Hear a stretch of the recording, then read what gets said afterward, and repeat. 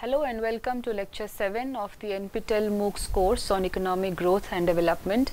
In this lecture, we continue with our discussion on economic growth models. Let us first begin with what we did in the last lecture.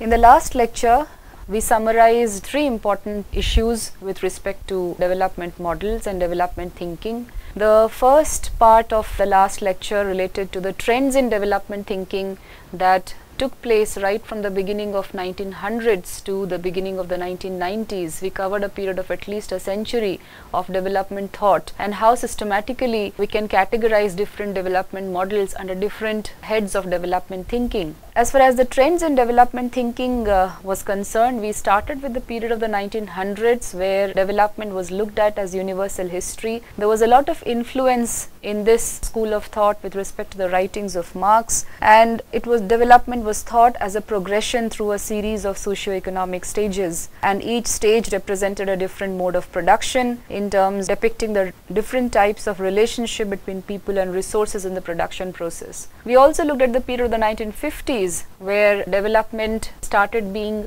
talked of more in terms of economic growth, and which is also primarily the important focus of our discussion with respect to economic models on development and growth. When we discussed the doctrine of balanced growth, this is what what we were referring to. So the second strain of development thought we focused on was economic growth, and the overwhelming importance that was laid during this period of the 1950s when people started thinking of development as economic growth was with respect to capital accumulation. How much capital accumulation has taken place and how that is contributing to modern economic growth. In the 1960s and 70s, we saw that there was a lot of influence from American sociologists and political scientists who started looking at development as modernization and how diffusion of education, technology and various other forms of technical assistance takes place and how that affects economic development and growth.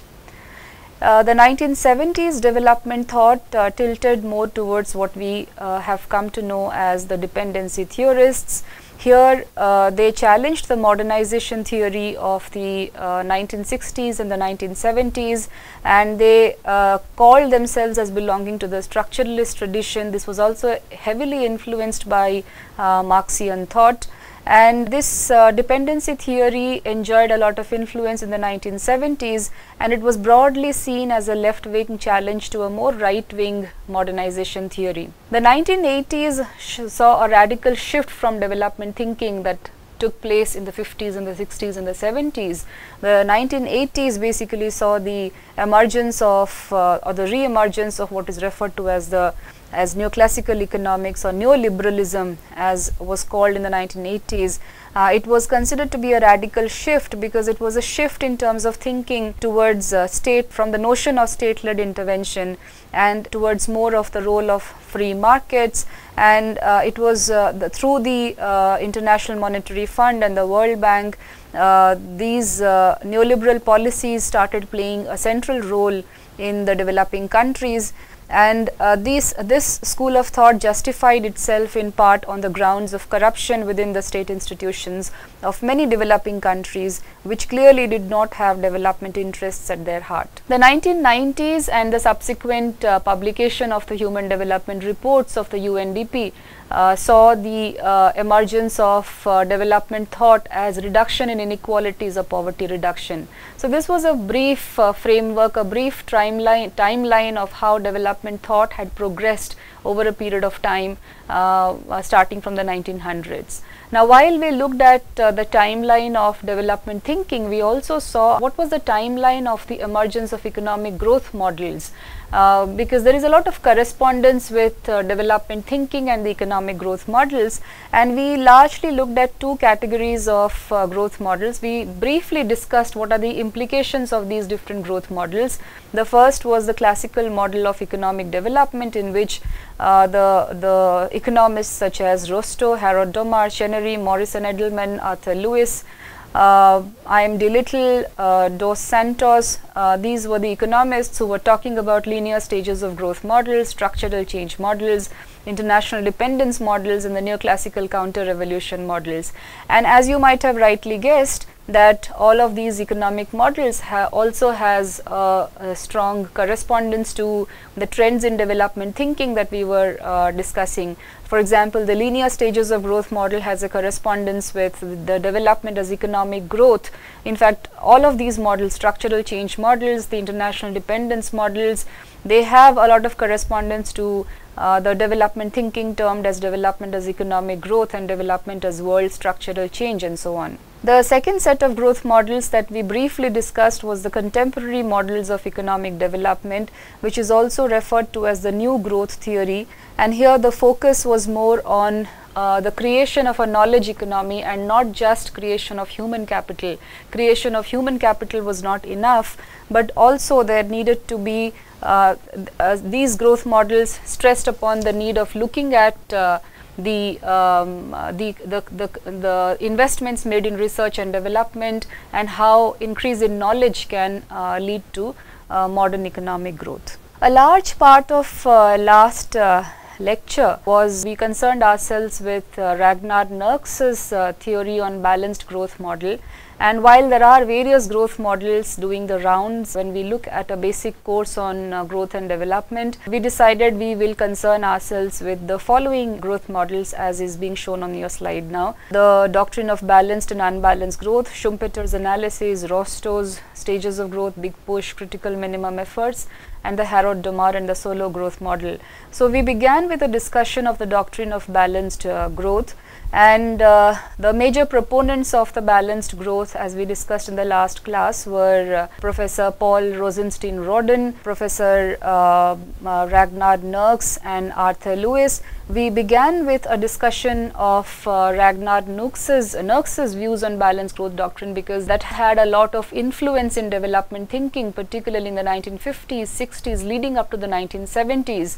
And what was the basic point that he was trying to make that we discussed in the last class was that he understood that there is a vicious circle of poverty in demand and supply, and this vicious circle is largely because of the structural characteristics, the rigidities that we see in the underdeveloped countries, starting from low incomes to low savings to low investments and low capital formation and low production of goods and services, that in turn leading to limiting the extent of the market. And because there is a limited extent of the market, there is a fall in the process of capital formation, and that leads to low level equilibrium traps. So Professor Nurks was trying to find a way out of this vicious circle of poverty, and he was suggesting that since these vicious circles are operating both on the demand side and the supply side, there needs to be we need to create complementarities of demand and supply on both sides, and this could be done by bringing about massive investments in industries that exhibit increasing returns to scale.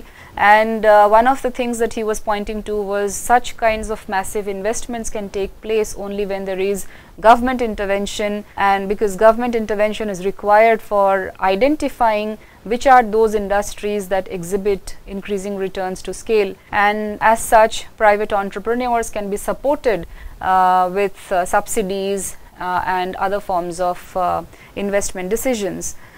He was also focusing on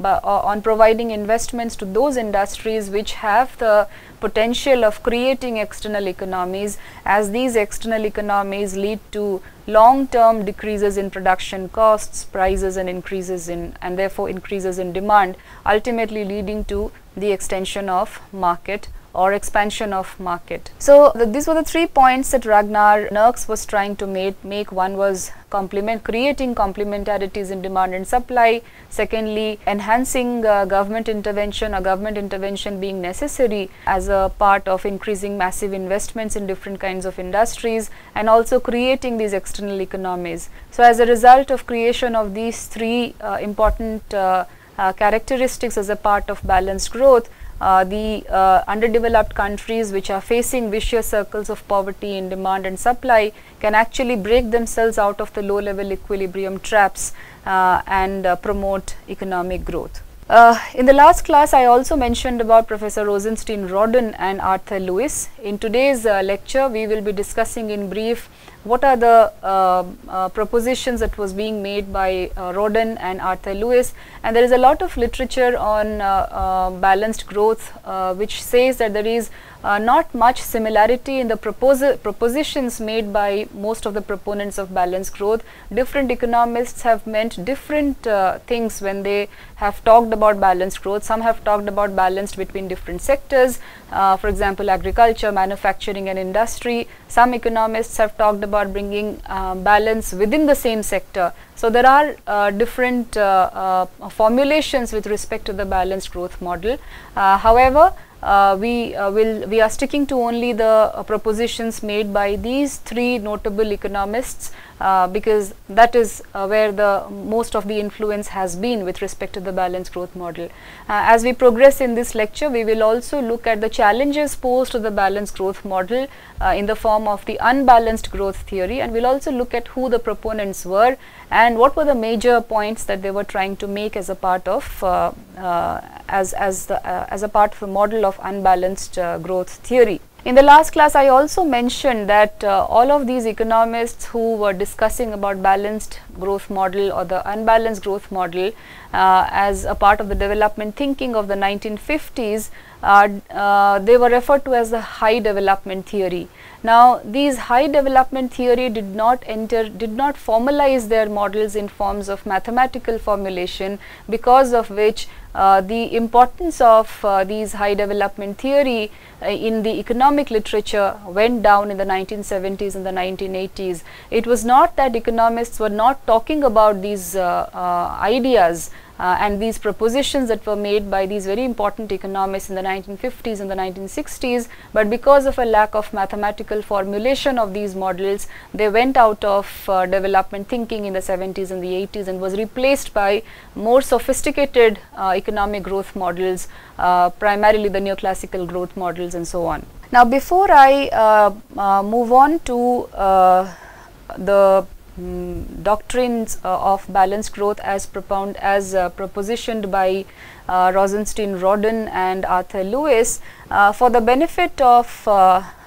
students of this course who are from different backgrounds and different disciplines, I would like to run you through some of the definitional issues of the economic concepts that I have been constantly using in the growth models. And as we come across different models, I will also try to introduce you to give you simplified definitions of various other concepts. I keep using the terms savings and investment and output and capital formation when we as a part of discussion of balanced and unbalanced growth models. I will also be coming across using the terms marginal social benefit, marginal private benefit, marginal private cost, marginal social cost, the external costs, and we are also talking a lot about external economies. So what I have done as a part of this lecture is to introduce you to some of the basic concepts that will help you better in understanding these theses that we have been discussing about, these theses of balanced growth or unbalanced growth model. Now, there are two very basic concepts in economics to begin with. One is savings and the other is investment. If you recall from one of the earlier classes where I was talking about the circular flow of income and output among households and firms, households basically save and the firms invest. To give you a definition of savings, savings basically refers to that part of disposable income which is not used for consumption and it remains after a person or a household has paid for all the expenses that she has made during a given period of time. So savings can be calculated at different periods of time. It can be calculated for a month or for a quarter or for a financial year, for an agricultural year, and so on and so forth. Investment is basically the act of investing the saved money into financial products with a view of earning profits, and it refers to the increase in capital stock. So the more the savings, the more the investment and more the increase in capital stock. And in a Keynesian sense, Keynes has a lot of contribution to bringing these concepts into the forefront because his economics is largely a short-run economic analysis, and in which the macroeconomic identities of savings, investment, output play a very big role. So, when we are referring to savings and investment, we are mostly referring to savings and investment in a Keynesian sense, where savings is whatever is left over after income is spent on consumption of goods and services, and investment is what is spent on goods and services that are not consumed but are durable in nature. And in terms of an identity, if we consider a hypothetical closed economy which does not have any foreign trade, a country not entering into any foreign trade with other countries, then in the final identity we always assume that income is equal to output and savings is equal to investment. So, which means that whatever savings is done by the household is ultimately gone as investment by the firms. So, the general assumption here is that the households that are saving a part of their disposable income are not saving those incomes as in their houses, but they are putting them into the banks, and because the savings go, the income part of the disposable income goes into the banks, the firms then use up these incomes that are lying in the banks as investment. So, that is the basic idea of what constitutes savings and what constitute investment, and it is very obvious that of course when investment increases, capital stock increases, which means that capital accumulation in the country increases, and in terms of a macroeconomic aggregation, the more the investment, the more the capital accumulation, and more the capital accumulation, the more the addition to GNP or output and income. Now, there are certain important factors that determine the rate of savings of a household, and that is also something one needs to understand when we are looking at growth models. So, the level of savings in the economy depends upon a number of factors, but some of them can be listed as follows. One is of course whenever there is a high real interest rate in the economy, it will give a greater return on savings as banks offer more favorable rates. So, whenever there is a high rate of interest in the economy, then the households tend to save more in the banks. Second is that when the returns are risky, then the households find it more advantageous to hold back money than putting it in the banks. So, poor returns on risky forms of saving, for example stocks and bonds, will make it more advantageous for the households to hold back the money in their own households. The third point that affects savings rate in the economy and ultimately investment and capital formation in the economy is the poor expectations for future economic growth. So, whenever the overall expectations of economic growth in the country is dull, then the households tend to increase their savings as a precautionary mechanism. So, they do not generally transact more and more in the economy, and savings increases, the amount of money, amount of disposable income is withheld more by the households. Similarly, more disposable, if the households are left with more disposable income after taking care of fixed expenditures, then they are seen to have saved more. Now, there are various ways in which such a situation can happen, which leads to more disposable income. That can happen when the overall levels of income have increased and the business prospects within the economy is looking good, or it can also happen if the overall price level in the economy has gone down, which means people are spending less and less for the very basic consumption expenditures that they need to do. So, if they are left with more disposable income after taking care of their fixed expenditures with respect to fooding and housing and clothing and various other necessities, for example education and so on, then they are seen to be increasing their savings. Another feature is when there is perceived likelihood of plunder of the future value of savings, whether legal or extra legal means, then they will save less and spend more. Now, this decline in incomes through legal or extra legal means can happen because of various factors within the economy. One of the reasons being that if the business prospects within the economy is not looking good, then people tend to save less for the future and spend more in the current times. And all of these factors together and many more which I have not discussed in this slide affect what is referred to as the determine what is referred to as the marginal propensity to save. So, the higher the marginal propensity to save of the households, the higher they are induced to save.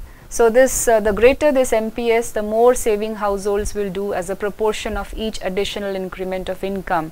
So the marginal propensity to save is basically telling us that with every 1 unit increase in income, what is the addition or what is the change in the propensity to save of the households, and this is a very important factor in determining the prospects of the economy within a given period of time or a point in time. Similarly, since firms invest, there are different kinds of investments that we need to understand of, but a very basic understanding of what is investment should do for the growth models. Investment is basically made into capital, and this is the intention is to increase productivity, efficiency and output of goods and services. In national income accounting terms, it is important to understand which of these investments enter into investment account, which enters into savings account. Now, for a household, investing in stocks and bonds and mutual funds which provides future incomes may look as investment, but in macroeconomic terms these are not considered as investments, and therefore they fall into savings account, whereas and hence they are not counted in the investment account. In monetary terms, the relationship between savings and investment is modeled rather than being an accounting identity. Mutual funds, pension obligations, insurance annuities and other forms of savings marketed by financial intermediaries all consist of stocks, bonds and cash balances, which in turn pay for the capital that increases productivity, efficiency and output of goods and services. And generally there are two forms of investment that we consider when we are looking at savings and investment, when we are modeling savings and investment in the growth models. One is voluntary investment and the other is involuntary investment. Voluntary investment are the general investments that you make in factories, plants, plant equipments, and that is planned increases in inventory. So voluntary investment is something which the more the investments, the more the increase in output, it is considered good for the economy, is found to be expanding. And involuntary investment are those which are unplanned increases. It leads to creation of output which is not consumed, and this need not necessarily lead to expansionary activities within the economy. Another related concept which is important for us to understand within this discussion of balanced and unbalanced growth models is what is referred to external economies of scale, and this is a Marshallian concept. Alfred Marshall came up with this concept of external economies of scale. The understanding here is something very simple. In this graph you see x-axis showing the output produced by a firm in the long run or by the industry in a long run. The y-axis shows the costs and the prices.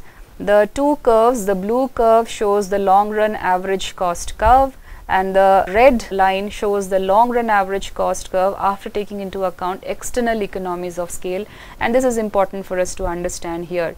So when in the long term expansion, what is the reasoning here, what is the proposition here? It is that in the long term, when industry expands, it leads to development of various other subsidiary industries or services, and that benefit the suppliers. So obviously when it benefits the suppliers, the costs are bound to come down for the suppliers. That may be because of various reasons. There may be increase in industry expertise, there may be increase in skilled labor force within the economy, there may be relocation of key supply businesses, investments in infrastructures may bring down additional costs in the long run, there may be link ups with research and development activities through universities and other businesses, and that may also bring down the costs in the long run. And because of these decline in costs in the long run, that adds to external economy, certain benefits are created in the long run, and which is why the long run average cost curve will invariably always come down. And this is what is meant by this gap here, basically the shift down of the long run average cost curve from LRAC1 to this, the red line shows what are the external economies of scale that have accrued because of the increase in benefits to expansion of industries in the long run. A few other concepts which are largely a part of public economics also needs to be understood in this context. Before I run you through these concepts which are showing on the slide, let me introduce you to this very simplified graph where the x-axis here shows the quantity of output being produced, in an economy at a certain point of time. The y-axis shows the price, and you can also say it shows costs incurred within a given economy or a given production system at a point of time. The downward sloping curve, which is termed as marginal benefit curve, if you have had some introduction to demand and supply curves earlier, you can consider this as some kind of a demand curve or something similar to a demand curve. So this is the marginal benefit curve. These cost curves are showing for a firm, and this is the marginal benefit curve accruing to a firm, and this marginal benefit curve includes both marginal private benefit and marginal social benefit. So this has been all added up to show the marginal benefit curve. There are two upward sloping curves. This is the private marginal cost curve, and this is the social marginal cost curve. And you can, in terms of a simple demand supply analysis, we know that demand curves slope downwards and the supply curves slope upwards. You are familiar with if you are familiar with those kinds of curves, you can think of a marginal benefit curve as a demand curve and the private marginal cost curve as some kind of a supply curve.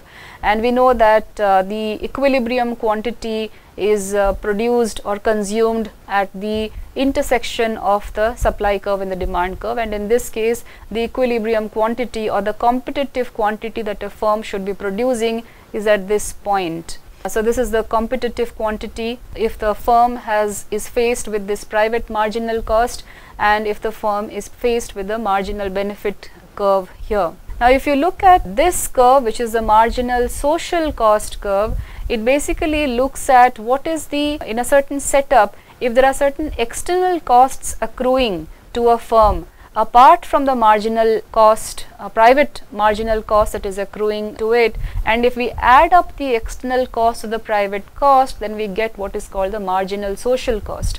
And this is usually seen in the case of polluter industries. So if you have an industry which is producing, say, steel, and it's a polluting industry, and of course the firm has a certain private marginal cost, but if we add up the environmental damages that this industry is causing, and if we give some kind of a valuation to that cost, which is the external cost, then we will come up with a cost calculation which is much higher than the private marginal cost curve here. So this is, so assuming that this is a polluting industry, and if we are adding up the marginal external costs of, say, pollution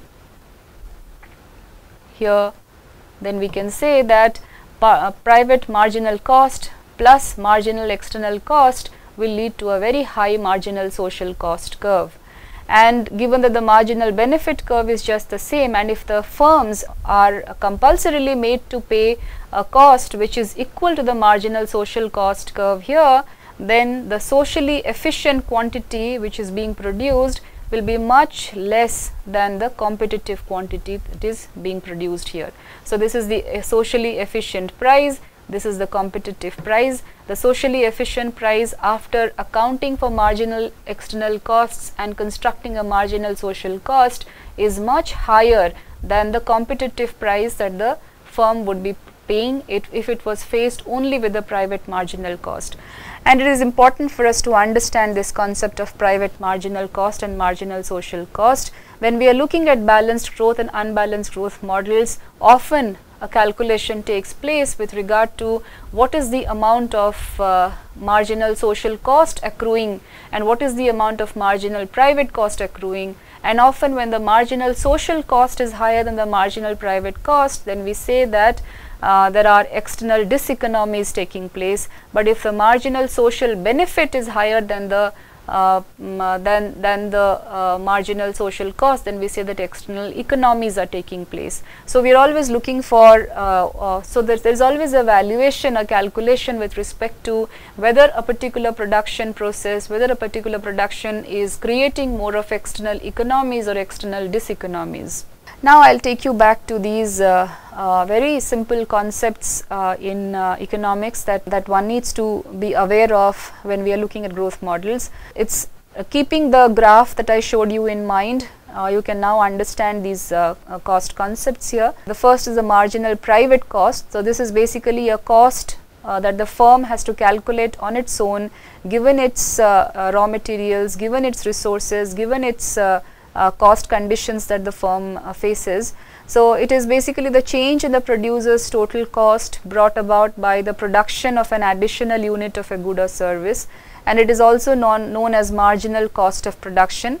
Marginal basically here means what is the additional, what is the change in the cost of production, what is the additional unit of cost added to the total cost of production. So, for example, if production costs rise from 1000 USD to 1050 USD, as one more unit of a good is produced, then the marginal private cost would be 50 USD. So, that is the addition to total private cost that is taking place because of the production of an additional unit of a good. The marginal social cost will take into account marginal private cost plus the marginal external cost. So, in a way you can say that MSC, or the marginal social cost, is equal to the marginal private cost plus the marginal external cost.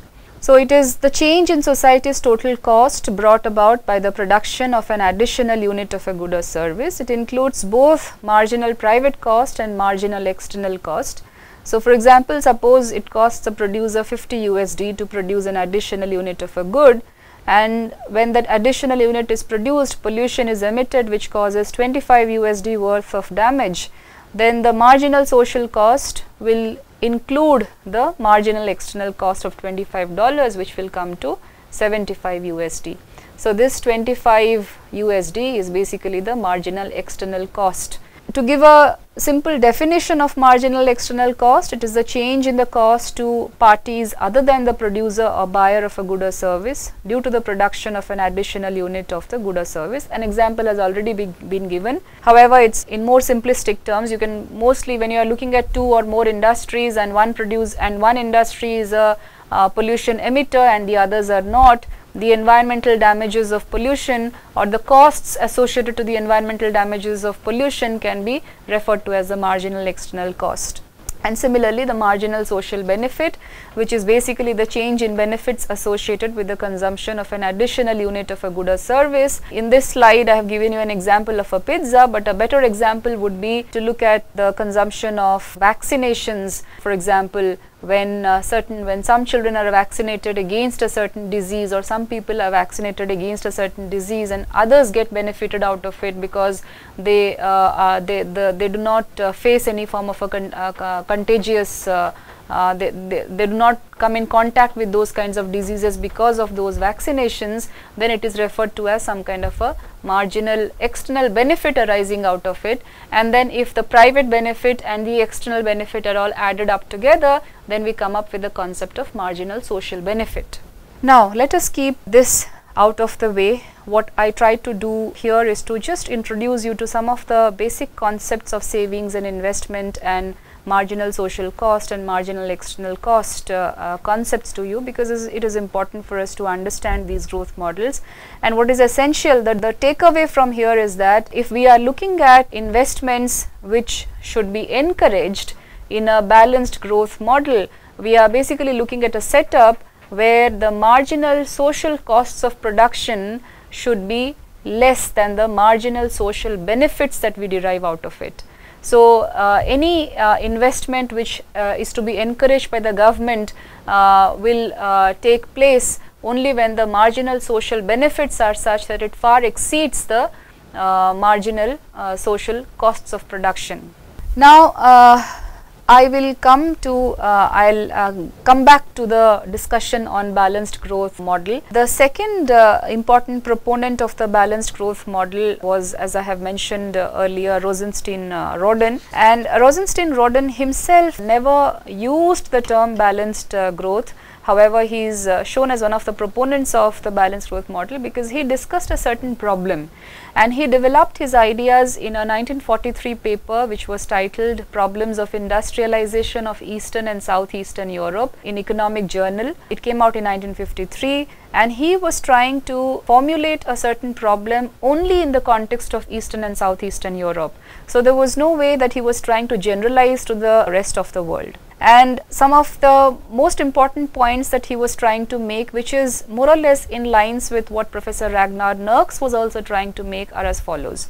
First is that the use of capital by any single entrepreneur is inhibited by the small size of the market for his product, which means that, and of course he is talking in the context of underdeveloped countries, less developed countries, where anyway there are very few private entrepreneurs and the capacities of the single entrepreneurs is inhibited. The use of capital by the single entrepreneurs are inhibited because anyway there is a very small size of the market for their product, and therefore investments of a largely widening type can be the generator of higher incomes. And when he is referring to the term widening type, he is basically referring to investments made in one industry which can lead to increase in demand for products because of investments made in other industries and so on. So he is also looking at those kinds of industries which show increasing returns to scale, which have more external economies accruing to them. The third point he was making is with regard to disguised unemployment. Because these countries, Eastern and Southeastern European countries, were mostly agrarian economies and there was a lot of disguised unemployment.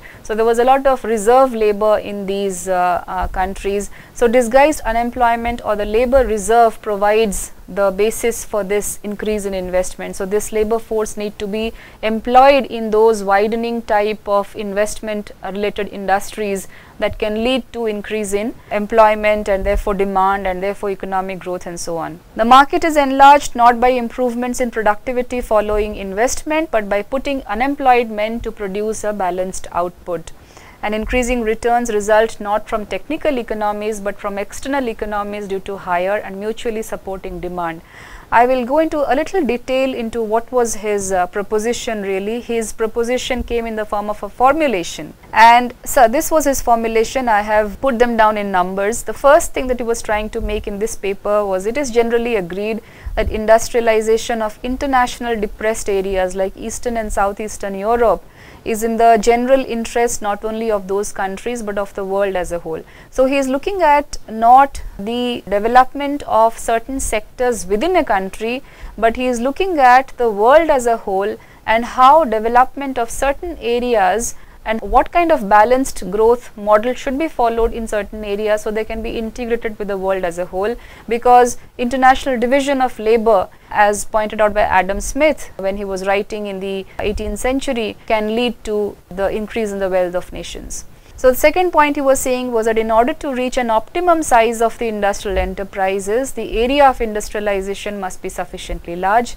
And there are two fundamentally different ways of industrialization of that area. That one is that the Eastern and Southeastern Europe should industrialize on its own without entering into foreign trade and international investment, aiming at self-sufficiency, mostly referred to as what is called autarky.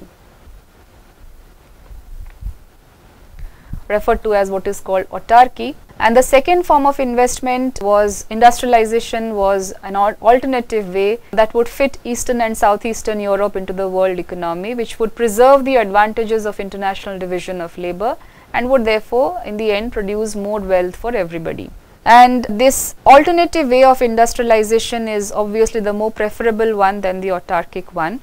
And the first task of this form of industrialization will be to provide for training and skilling of labor, which is to transform Eastern Europe peasants into full-time or part-time industrial workers. And it will be a good investment for the bulk of industries to be created when taken as a whole, although it may represent irrecoverable costs for a smaller unit.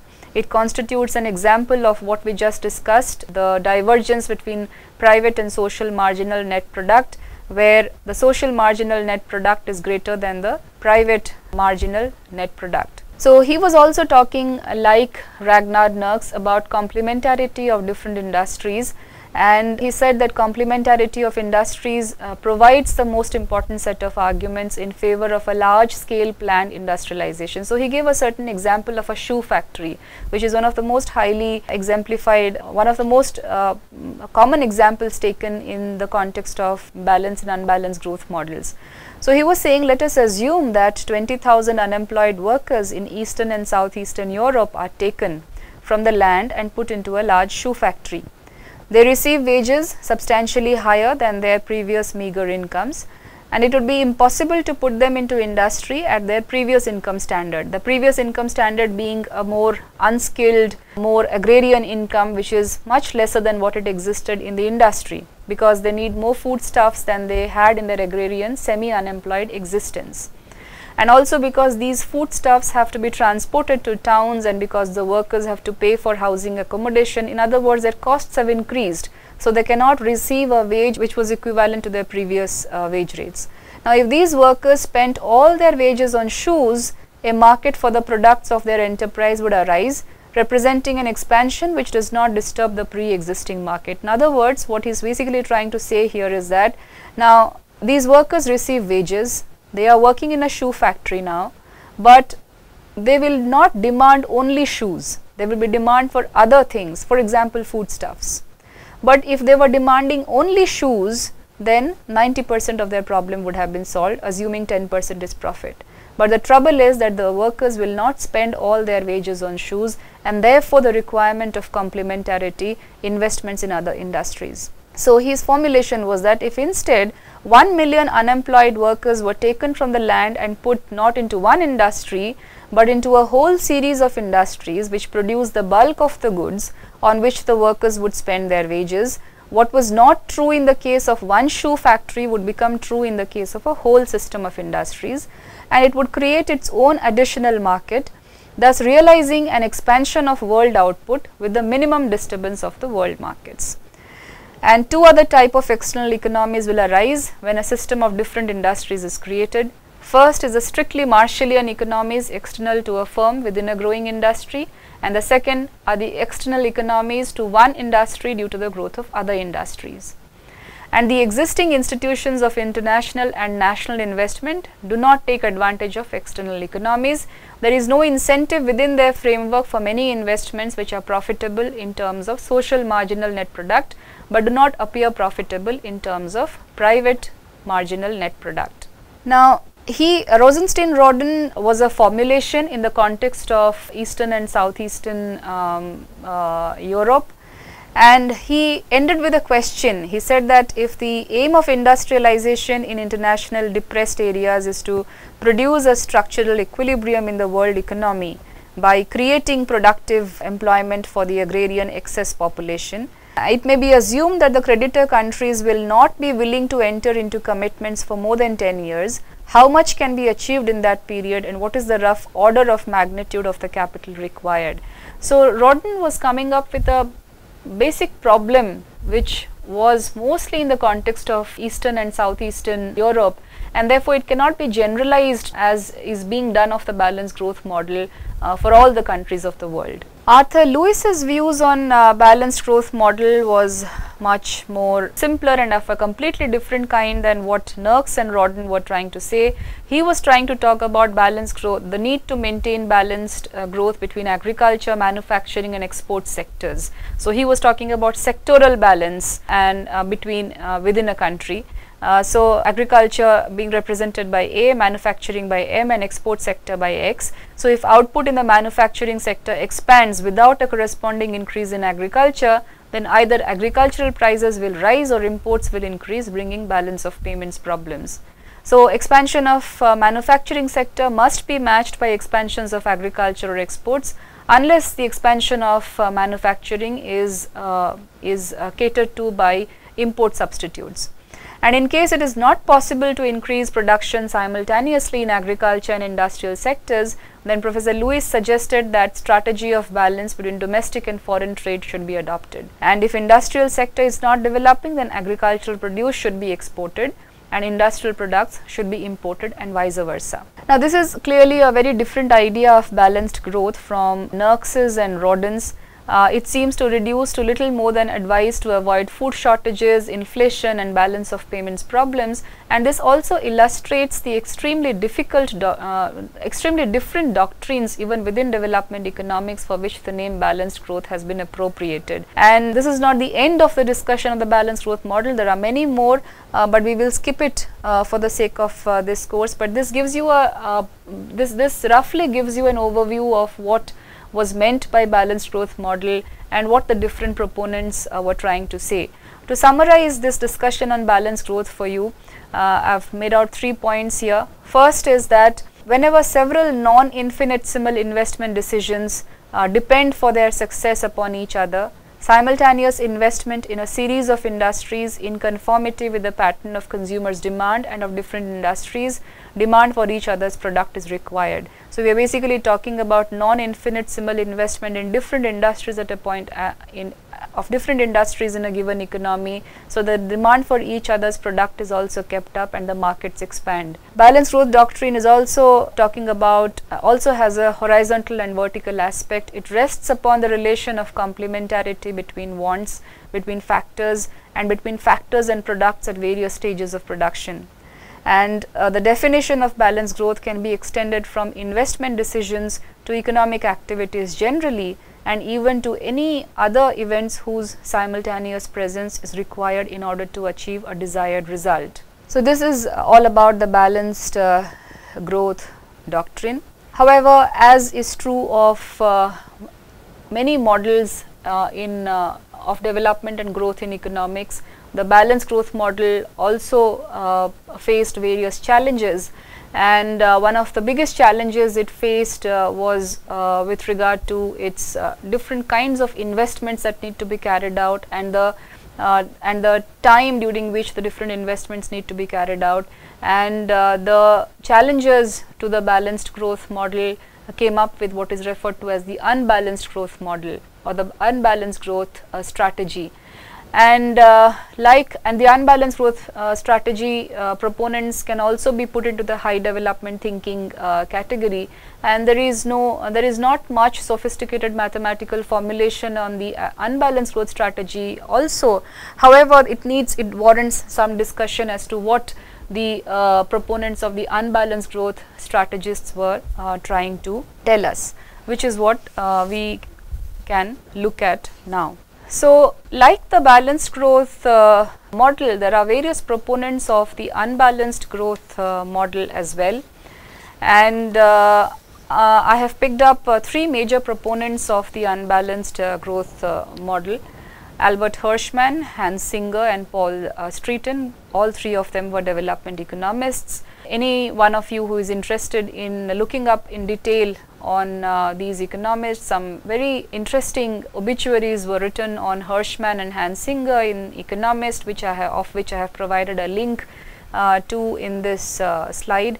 I would urge you to follow up on these links to be able to, so that you can get to know more about these economists, about whom we are not talking much nowadays, but it is important to look at their propositions, what they were propounding, because they were writing for a very long period of time, and it has a lot of implications to the growth of developing economies.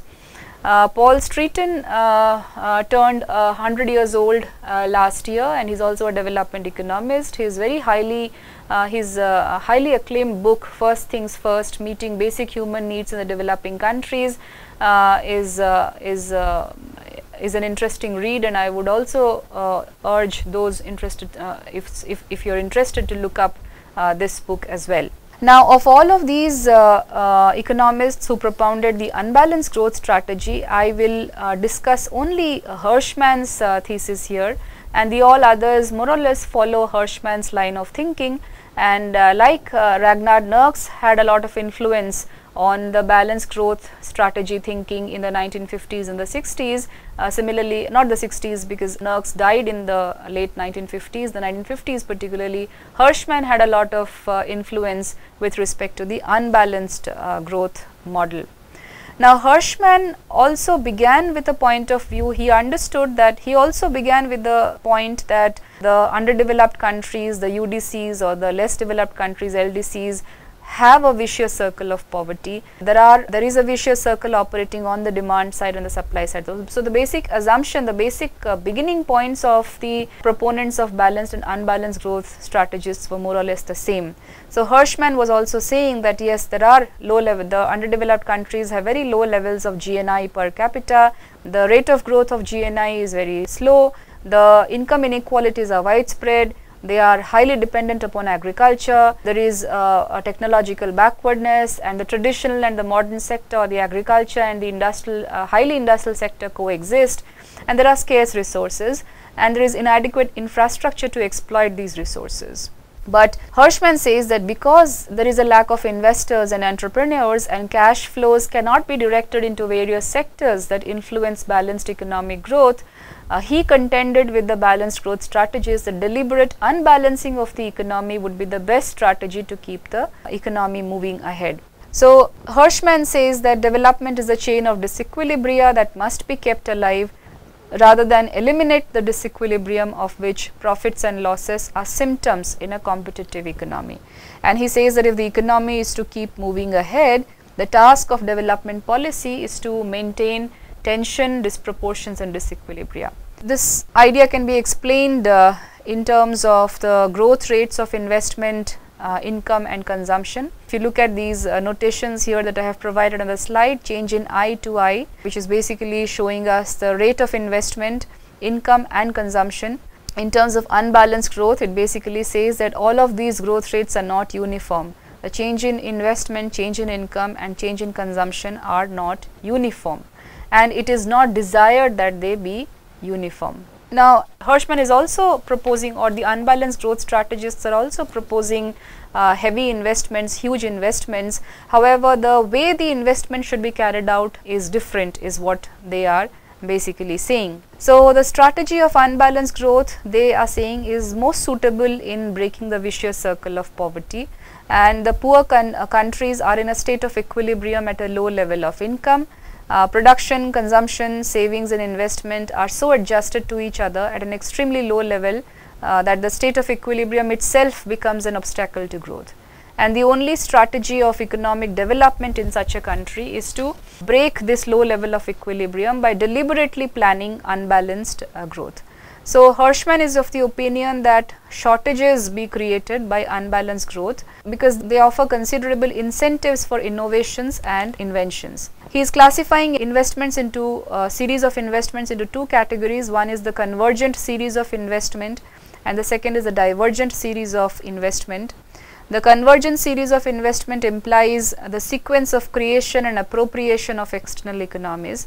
So investment made on the projects which appropriate more economies than they create is called convergent series of investment. So mostly the private firms would be more keen to carry out convergent series of investment because they are more keen on appropriating economies than creating economies. Divergent series of investment refers to projects which appropriate less economies than they create. So these are basically those investments that need to be carried out by public agencies or the government. So which means that the objective of social desirability is very high as far as the divergent series of investment is concerned. And in the words of Hirschman, when one disequilibrium calls forth a development move which in turn leads to a similar disequilibrium and so on, and infinitum, in the situation, private profitability and social desirability are likely to coincide, not because of external economies, but because input and output of external economies are same for each successive venture. He is basically talking about two different kinds of investments here: convergent series of investment to be carried out by private enterprises, divergent series of investment to be carried out by the public enterprises or the public agencies. Now in this context, Hirschman is saying that development policy should be so designed that they may enhance the investment in social overhead capital and which can create external economies and discourage investment in directly productive activities. So he is asking to unbalance the economy by creating, he is asking about creating unbalances within the economy, it is possible by investing either in social overhead capital or indirectly productive activities. Social overhead capital creates external economies, whereas directly productive activities appropriate them. So social overhead capital create external economies, they create external economies, and the directly productive activities appropriate economies. So, which means that social overhead capital will be largely taken up by public agencies and directly productive activities will be taken up by private firms. Now, social overhead, to give a short definition of what he means by social overhead capital, they are basically those concerned with primary, secondary and tertiary services. In social overhead capital, we include investment on education, public health, irrigation, water drainage, electricity. Investment in SOC favorably affect private investment in directly productive activities. So, which is why the private firms will also be more interested in taking up social overhead, in the public agencies taking up social overhead capital. Investment in SOC or social overhead capital will also be referred to as autonomous investment. Will also be referred to as autonomous investment, which is made with the motive of private profit. Investment in SOC provide, for instance, cheap electricity, which would develop cottage and small scale industries. Similarly, irrigation facilities lead to development of agriculture.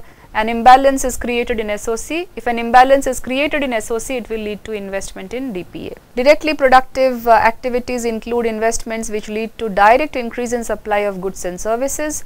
And investment in directly productive activities means investment in private sector, which is done with a view to maximize profits. In those projects, investment is made first where high profits are expected. In this way, DPA are always induced by profits, whereas social overhead capitals may or may not be induced by profits. Now, the question arises whether one should go with excess social overhead. How does one unbalance the economy? Whether unbalancing of the economy should take place by creating excess social overhead capital or creating excess directly productive activities. And it can be, imbalance can be created by both by SOC and DPA, but the question before us is that in which direction the investment should be made first so as to achieve continuous and sustained economic growth. And the answer according to him is quite simple. The government should invest more in order to reap these economies. The private investors would make investment in order to enjoy profits. So, this would raise the production of goods and services. This investment in SOC would automatically bring investment in directly productive activities. In case investment is made first in DPA, the private investors would be facing a lot of problems because social overhead capital has not been created for them. So, they cannot take advantage of the external economies arising out of social overhead capital. So, if a particular industry is set up in a particular region, that industry will not expand if SOC facilities are not available. And in order to have SOC facilities, the industry has to put political pressure, and which is of course a tough job. So, excess DPA path is full of pressures, because whereas excess SOC path will smoothen out things for the private industries. Now, let us try to look at this, understand this better by looking at this figure here. So, Hirschman, as I have already discussed, laid two assumptions for unbalancing, for the thesis of unbalanced growth or imbalancing the economy. The first is SOC, social overhead capital, investments in SOC and DPA should not be increased at the same time. And second is that path should be followed which maximizes private investment. Now, both social overhead capital and directly productive activities can go to increase investment, but the contention here is that which path should be followed first. Now, in this figure on the x axis, we have shown the social overhead costs. Y axis shows the directly productive activity cost. So, you can take an example of, let us say, creation of electricity poles, let us say, as an example of social overhead capital costs. DPA would be, let us say, creation of pens, which of course also requires electricity. So that's a directly productive activity cost. You're producing an output here, but here you're producing an infrastructure so that it can create DPA. So the x-axis shows the SOC cost and the y-axis shows DPA cost. The curves A, B, C, D and E, F, they are the isoquants or the equal product curves. So the isoquants are basically showing the different combinations of DPA and SOC cost, and these different quantities of DPA and SOC gives us the same GNP at any point of time. So each of these isoquants A, B, C, D and E, F, they are basically talking about different levels of GNP, let's say GNP, different levels of or different levels of income. So these combinations of different combinations or different quantities of SOC cost and DPA cost gives us different levels of incomes, and of course it is always desirable that we climb higher isoquants than coming down. So higher the isoquant, higher will be the GNP and vice versa. The curves are drawn in such a manner that a 45-degree line through the origin connects the optimal points on the different curves, and this line shows the balanced growth of SOC and DPA. So which means, so on this line SOC is equal to DPA, so it shows the balanced growth of social overhead capital and directly productive activities. In this diagram, the points A, C and E are all equilibrium points where SOC is equal to DPA. Now if the development is followed via excess capacity of SOC, then the path of development would be from, if the direction followed first is investment in SOC, then the path followed will be from A, B to C, D and then to E. When investment in SOC increases by A, B, the investment in DPA, it will lead to an increase in DPA to A, B dash. So this increase in SOC A, B will lead to a corresponding increase in DPA to A, B dash. Now these types of investments will shift the equilibrium from AC to CE and so on. Now so to go back to this again, so let's say there is an increase of investment by AB on SOC, and then there is a corresponding increase in investments in DPA by AB dash. Then you are moving to a higher isoquant here, and because there is a tendency to choose the optimal combination of SOC and DPA, therefore we will come to the second equilibrium point, which is C here, and this is on a higher isoquant CD, which means that it is a higher level of income, and it is of course the most preferable one. Now this is because excess SOC will lead to forward operation of what we call in economics is the multiplier, due to which income will increase multiple times, and investment in DPA due to excess SOC will lead to the operation of the accelerator, and that way there will be cumulative increases in income. Now this means that investment both in SOC and DPA leads to higher level of GNP, and induced by this increase, investment in SOC will be increased by the government, which would be equal to CD. Okay, so just to bring more clarity to this, what it is, so what I just said is that if investments first increase on SOC by AB, then private firms come in and bring about a corresponding increase in directly productive activities by AB dash, then the government is encouraged to spend more on social overhead capital, because multiplier effects would have been created within the economy and income levels have increased. So autonomous investment by the government will increase by CD, which will then lead to a corresponding increase in directly productive activities by the private firms by CD dash. Now both types of investment would raise the equilibrium to E on the isoquant EF curve. So it is clear, as investment is made in SOC first, there is corresponding and automatic investment in DPA. But on the other hand, if path of development via shortage of SOC is adopted, in that case the path of economic development would be first AB dash. So suppose this social overhead capital is not created here, and the investment is first made in directly productive activities by AB dash, then there is no social overhead capital from which external economies can rise, which can help in creating multiplier effects within the economy. and therefore the private firms have to put political pressure on the government to be able to create this social overhead capital by AB. So there will be, and then there will be obstacles within the economy. Therefore, the most ideal way is for the government to first create autonomous investments, make autonomous investments in social overhead capital, so that AB is already created. However, it is also possible to create DPA first, but then it will lead to a lot of bottlenecks within the economy. However, since AB dash has been created, in the long run AB will also be created, because the private firms will start pressurizing the government to create the social overhead capital.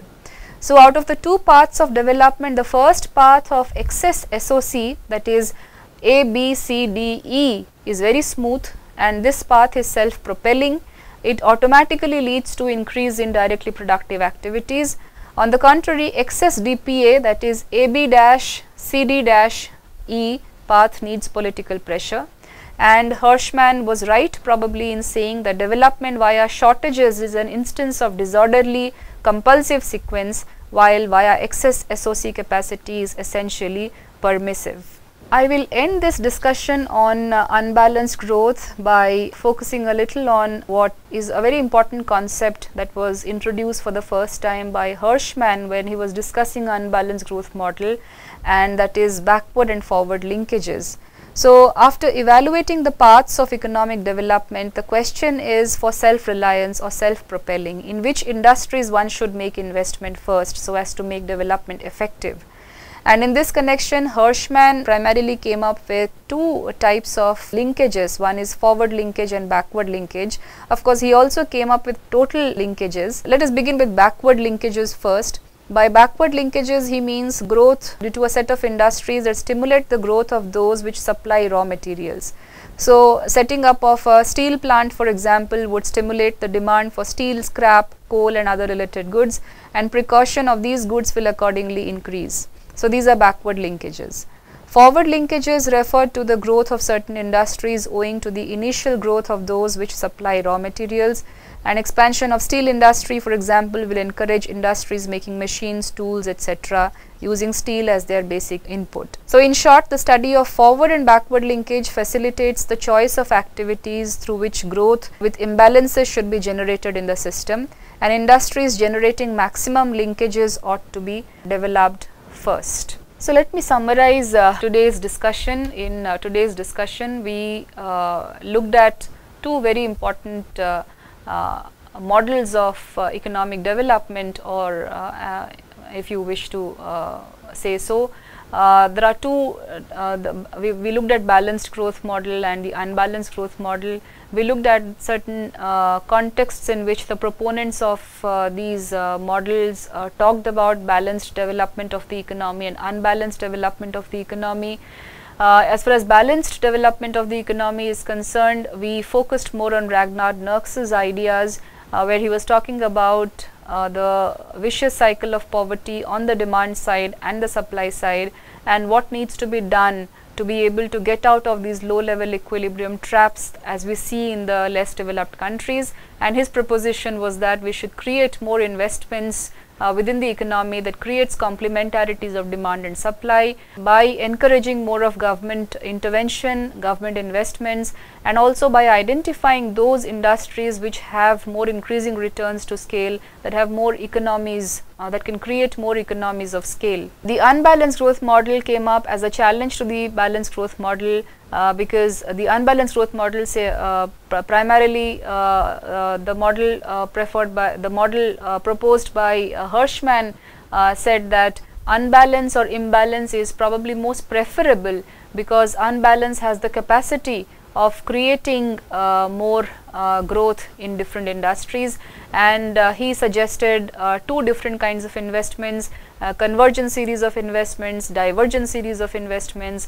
The convergent series of investments appropriate more economies than creating them. Divergent series create more economies than appropriating. So, convergent series of investment are more preferable by the private firms. Divergent series of investment are to be taken up more by the public agencies. We also saw different types of investments that can be carried out, that was proposed by Hirschman.